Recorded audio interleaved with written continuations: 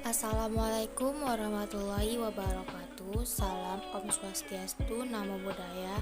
Salam kebajikan buat kita semua. Perkenalkan, nama saya Liana Yuseli, NIM 190563201131. Saya mahasiswa Prodi Ilmu Administrasi Negara, Fakultas Ilmu Sosial dan Ilmu Politik. Baiklah, pada kesempatan kali ini saya akan mempresentasikan hasil kerja saya, yaitu proposal penelitian yang dimana berjudul implementasi kebijakan pemerintah terkait ketertiban sosial di Kota Batam, yang dimana studi kasus kawasan bebas gelandangan dan pengemis.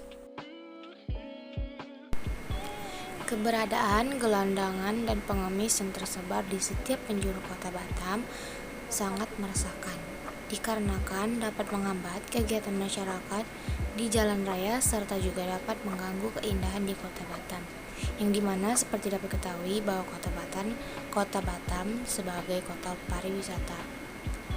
Keberadaan gelandangan dan pengemis juga dapat mengakibatkan kasus yang berbentuk kriminal seperti pencopetan, pencurian, penjamretan, dan sebagainya. Pemerintah Kota Batam mengeluarkan Peraturan Daerah Nomor 6 Tahun 2002, Bab 2 Pasal 3 Ayat 1 tentang ketertiban sosial di Kota Batam, yaitu yang berisikan setiap orang atau badan dilarang meminta bantuan atau sumbangan dengan cara dan alasan apapun, baik dilakukan sendiri-sendiri maupun bersama-sama di jalan-jalan, jalur hijau, taman, dalam angkutan umum, rumah, tempat tinggal, kantor, dan tempat umum lainnya tanpa izin tertulis dari wali kota atau pejabat yang ditunjuk. Berikut jumlah gelandangan dan pengemis di Kota Batam berdasarkan data Dinas Sosial pada tahun 2016 sampai 2019.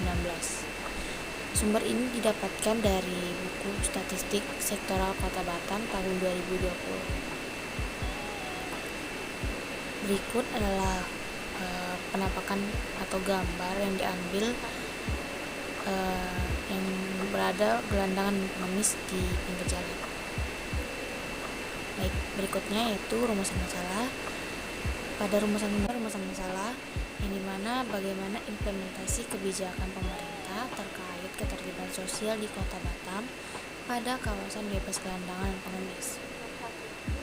Pada bagian tujuan penelitian, yang pertama, untuk mengetahui implementasi kebijakan pemerintah terkait ketertiban sosial di Kota Batam pada kawasan bebas gelandangan dan pengemis.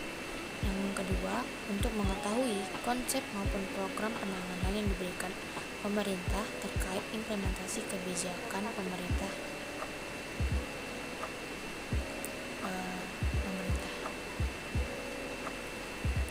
Selanjutnya pada bagian manfaat penelitian, yang pertama pada bagian teoritis sebagai bahan referensi mengenai implementasi kebijakan pemerintah terkait ketertiban sosial di Kota Batam, serta memberikan referensi bagi peneliti lainnya dalam melakukan penelitian sejenisnya. Pada bagian praktis, diharapkan dapat digunakan sebagai bahan evaluasi, masukan, dan informasi bagi seluruh stakeholder dan masyarakat terkait implementasi kebijakan pemerintah terkait ketertiban sosial di Kota Batam.